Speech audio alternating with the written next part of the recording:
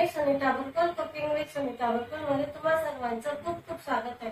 सगळ्यात पहिले तुम्हाला महाशिवरात्रीच्या आणि महिला दिनाच्या खूप खूप शुभेच्छा। आज आपण महाशिवरात्री निमित्त घावणे बनवतोय। घावणे चटणी आणि कवटाची चटणी कसे बनवायचे ते बघणार आहोत। चला तर मग व्हिडिओला सुरुवात करू। बघा इथे मी 1 कप वरई घेतलेली आहे आणि अर्धा कप साबुदाणा घेतलेला आहे। आता हे आपण स्वच्छ धुवून घेऊ। बघा मी इथे दोघं पण मस्त वेगवेगळं स्वच्छ धुवून घेतलेलं आहे। आता याच्यामध्ये आपल्याला साबुदाण्यामध्ये एकदम थोडं पाणी घालायचं आहे।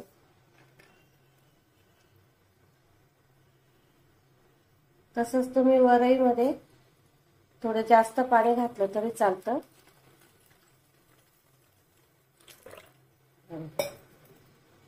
आता हे आपल्याला कमीत कमी पूर्ण रात्रभर नाही तर मग 5 ते 6 तासासाठी भिजत घालून ठेवायचं।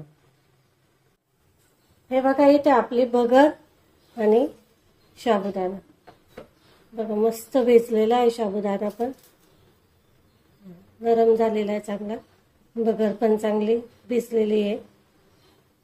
आपण हे रात्रभर भिजत घातलेलं होतं। आता आपण हे पाणी निथळून घेऊ त्याच्यातलं। आता आपण याच्यातलं पाणी निथळून घेतलेलं आहे कुकर मधलं। तर एक मिक्सरचं भांडं घ्यायचं, त्याच्यामध्ये आपल्याला हे सगळं दळून घ्यायचंय।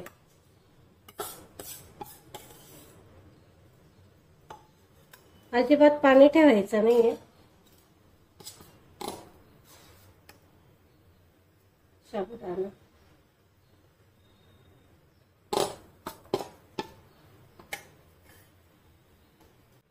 बघा आता आपण याच्यामध्ये दही घालतोय। दही नसेल तर तुम्ही इथे लिंबू पण वापरू शकता, ज्याच्याने की थोडा आंबूसपणा येतो आणि घावणे मस्त छान लागतात। आता हे आपण दळून घेऊ। बारीक दळायचं एकदम आपल्याला। हे बघा इथे आपलं मस्त असं बारीक दळून झालेलं आहे। आता मी एका बाउल मध्ये काढून घेते।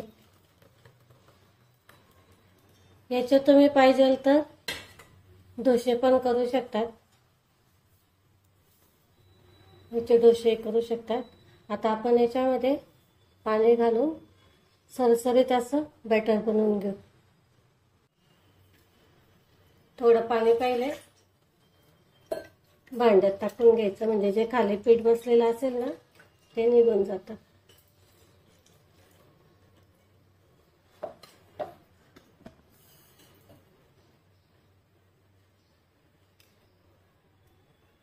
चांगलं मिक्स करून घ्यायचंय।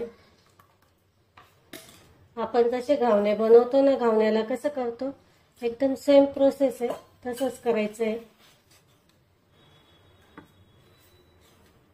हे बघा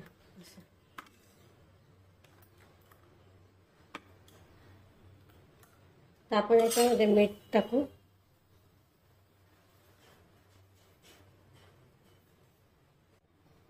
चवीनुसार मीठ टाकायचं, चांगलं मिक्स करून घ्यायचंय।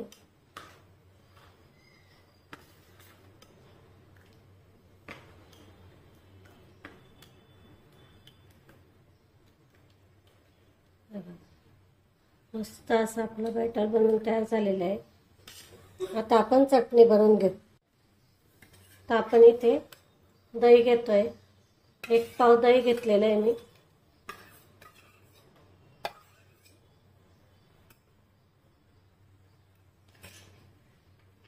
अद्रकचे तुकडे 1 इंच। तुम्ही खात नसाल तर स्किप केलं तरी चालेल, नाही टाकलं तरी चालतं अद्रक, कारण शक्यतो खात नाही अद्रक उपासाला। हिरव्या मिरच्या 4 हिरव्या मिरच्या घेतलेल्या आहे मी। शेंगदाण्याचा कूट, भाजलेले शेंगदाणे घातलेले होते त्याचा कूट केलेला आहे मी। तुम्ही इथे अख्खे शेंगदाणे वापरले तरी चालेल, याने तर भिजवलेले शेंगदाणे असतात ना त्याची पण छान चटणी लागते। इथं मी 4 चमचे टाकलेले।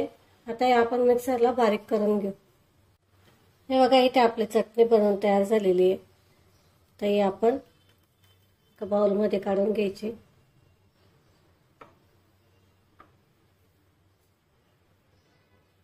चवीनुसार मीठ मिक्स करून घ्यायचं. आपण एक तडका तयार करून घेऊ. इथे मी 1 चमचा तूप गरम करून घेतलेले, त्याच्यामध्ये जिरं घालते. जिरं खात नसाल तर नुसतं तूप गरम करून टाकलं तरी चालतं.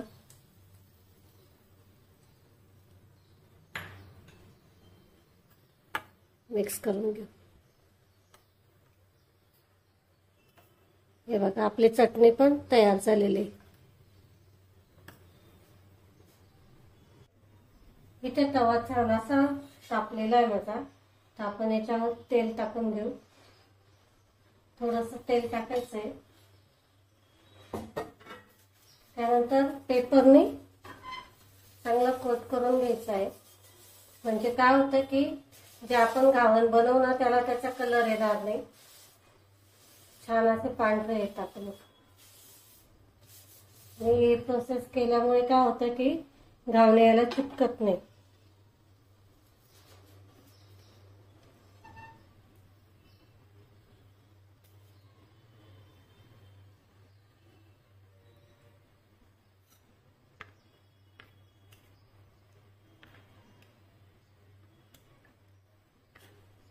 करायच्या पहिले ना असं मिक्स करून घ्यायचं पहिले, म्हणजे काय होतं की खाली पीठ आहे ना बसून जातं. कडेने टाकत काढायचंय.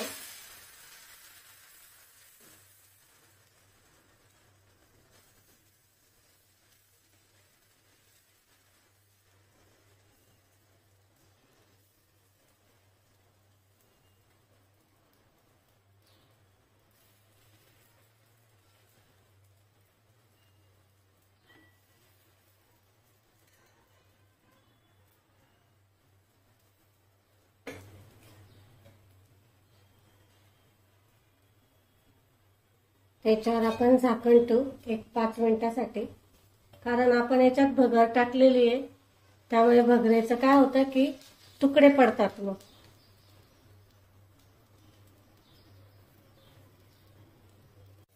आपण पलटे करून घेऊ. नाही केलं तरी चालतं. किती सुंदर मस्त अशी जाळी आलेली बघू शकता तुम्ही. बघा मस्त जाळीदार बनवून तयार झालेले आपलं घावण बघू शकता तुम्ही. पांढरं शुभ्र आलेले आहे, मस्त कलर पण छान आलेला आहे त्याला. आता आपण हे जाळीवर काढून घेतोय. इथे मी जाळी ठेवलेली आहे. अशाच प्रकारे मी आता सगळे बनवून घेते. हे बघा इथे मी एक कौट घेतलेलं आहे. आता ते आपण फोडून घेऊ चांगलं.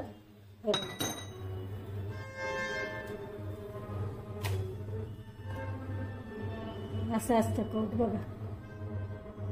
तर आपण याच्यामध्ये चवीनुसार मीठ टाकतोय, थोडेसे लाल तिखट मिक्स करून घ्यायचंय चांगलं.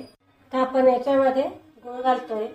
जेवढं कौट असलं तेवढं गुळ घालायचा, किंवा कमी घातला तुम्ही तरी चालेल, आवडीनुसार घालू गुळ. छान मिक्स करून घेऊ आता आपण. बघा इथे आपली चटणी बनवून तयार झालेली आहे कौटाची. बघा छान असे मस्त झालेली आहे.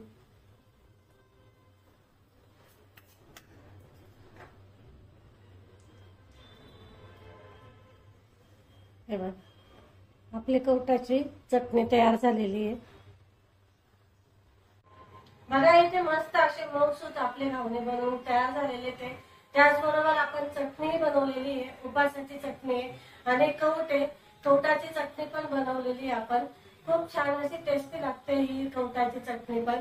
याच्यातल्या बिया मी काढलेल्या नाहीये, कारण त्याच्यामध्ये खूप असं प्रमाणात प्रोटीन वगैरे असतं, त्याच्यामुळे या बिया मी काढलेल्या नाहीये. मुलांसाठी त्या खूप छान असतात. आणि तुम्हाला जर आवडली असतील आजची रेसिपी तर लाईक करा, शेअर करा आणि सबस्क्राईब करायला विसरू नका. आपण लवकरच भेटू पुढच्या रेसिपीला. तोपर्यंत नमस्कार.